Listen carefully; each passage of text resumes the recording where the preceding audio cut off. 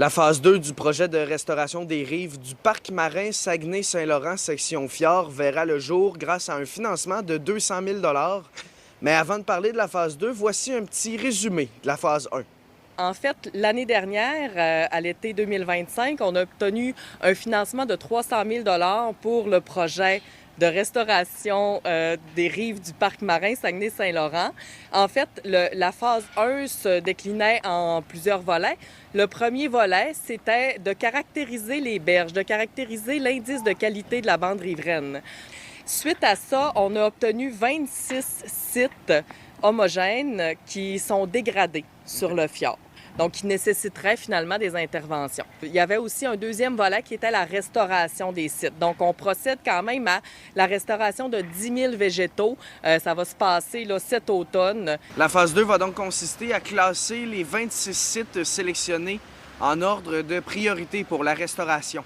Ça va consister finalement à prendre les 26 sites puis à évaluer chacun d'eux, à savoir si c'est pertinent ou non de les restaurer.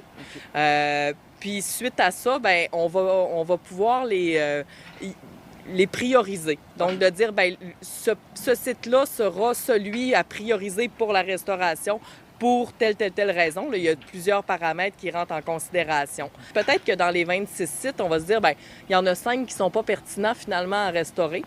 Bien, on va planter finalement 7000, on estime qu'on va planter 7000 végétaux en bande riveraine dans les milieux qui sont dégradés. La pérennité du projet est importante pour le groupe Eureco ainsi que pour le Fonds d'action Saint-Laurent, organisme à but non lucratif qui finance le projet. Plus ça va aller avec les années, plus le projet qu'on réalise maintenant va être bénéfique dans les années futures. Un des critères de sélection des projets, là, puis c'est vrai pour le projet d'Eureco, mais c'est pour tous les projets, c'est la pérennité des aménagements. Donc, dès qu'un projet est soumis au Fonds d'action Saint-Laurent, particulièrement dans le cadre du programme Aires marines protégées, on va évaluer justement là, est-ce que les aménagements et les actions qui sont prévues sont pérennes, donc vont être durables.